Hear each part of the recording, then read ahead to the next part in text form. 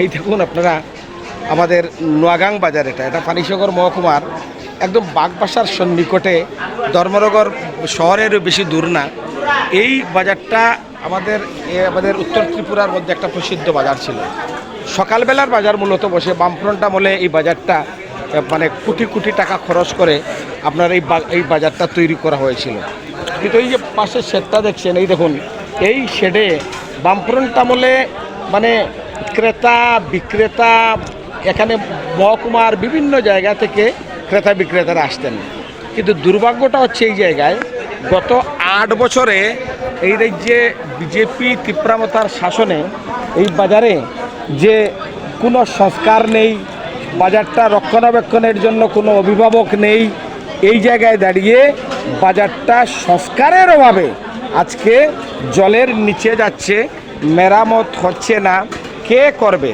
তীব্রতা বা এই বিজেপি কারা করবে? এই দেখুন, একটা দোকান, এখানে বসে মানুষ কিন্তু ওই টিফিন করছেন। কিন্তু এই পরিস্থিতি কি হয় বা এই অবস্থাটা কি হয়?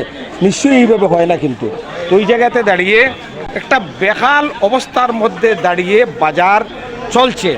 আমরা আপনাদের কাছে আবেদন জানাই যে আপনারা শুধু এই একটা নোয়াগাং বাজারের এই ছবিটা দেখছেন, শুধু তা না, এই বাজার ছাড়াও আমরা লক্ষ্য করছি যে অসংখ্য মানে বাজার আছে এই রাজ্যের মধ্যে, এডিসি এলাকায়, নন এডিসি এলাকায়, যেখানে সংস্কারের অভাবে বাজারগুলা নষ্ট হয়ে যাচ্ছে। আপনারা আসুন, সামনে দেখবেন, এই সামনে গেলে দেখবেন এই দেখুন বাজারের মাঠ। এই মাঠে ওই যে এখনও কিন্তু বাস টাস এগুলো বাঁধা আছে। এখানটায় কিন্তু বাজার বসতো আগে, এগুলো বাজার বসে না, এই হচ্ছে অবস্থা। আপনারা এই দেখুন বাজারের মূল সদর রাস্তা দেখুন, এটা দিয়ে ওই আজকে তো একটু রৌদ্রের দিন দেখছেন, বাজারে মানুষ মোটামুটি বাস ঘেটে আসছেন।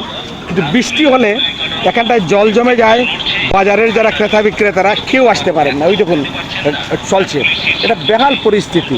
ইট সোলিংয়ের উপরে আপনার মানে সংস্কারের অভাবে ইট সোলিংয়ের উপরে কাদা যুক্ত আছে।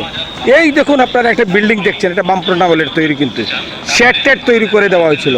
এখানে নতুন কোনো ধরনের আপনার ওই ব্যবসায়ী ট্যাবসায়ী এখানে তাদের কোনো ব্যবস্থা হচ্ছে না। ওই দেখুন একটা জলের ট্যাঙ্কি, একটা গড় দেখছেন আপনারা, এটা সংস্কারের অভাবে ট্যাঙ্কির উপরে আপনার ওই বাগান হয়েছে। বাহ, বিজেপি শাসনে দেখুন না, চেয়ারটা শুধু হাসতে হয় আমাদের। এই দেখুন বাজার শেডগুলো দেখুন। এই বেহাল পরিস্থিতি থেকে বের হতে গেলে আসলে কি করতে হবে?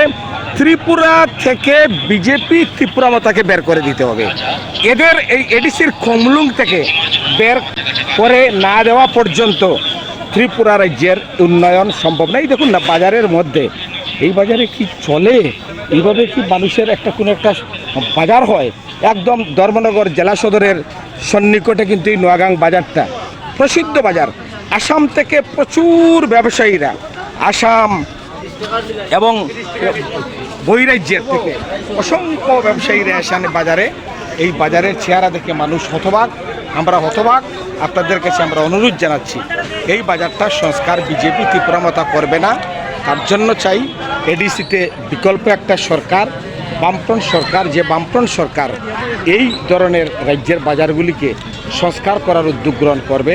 এই আবেদনটুকু রাখছি এবং আপনাদের কাছে আহ্বান জানাচ্ছি, আমাদের এই দামছড়া জম্পুই কেন্দ্রের যে বামফ্রন্ট মনোনীত সিপিআইএমের যিনি প্রার্থী বারেন্দ্র রিয়াংকে জয়যুক্ত করার মধ্য দিয়ে এই নোয়াগাং বাজারের সংস্কারের কাজটা প্রথমেই করার আমরা যে লক্ষ্যমাত্রা নিয়ে আগামী দিনে কাজ করবেন, এই আবেদনটুকু রেখে আপনারা যারা ওই সংবাদ মাধ্যমের মধ্য দিয়ে এই বাজারের চেহারা দেখছেন, আসলে এই বাজারের এই যে নোংরা চেহারাটা, এই নোংরা চেহারাটা নোয়াগাং বাজারের না, এই নোংরা চেহারাটা হচ্ছে বিজেপি তীব্রতার চেহারা।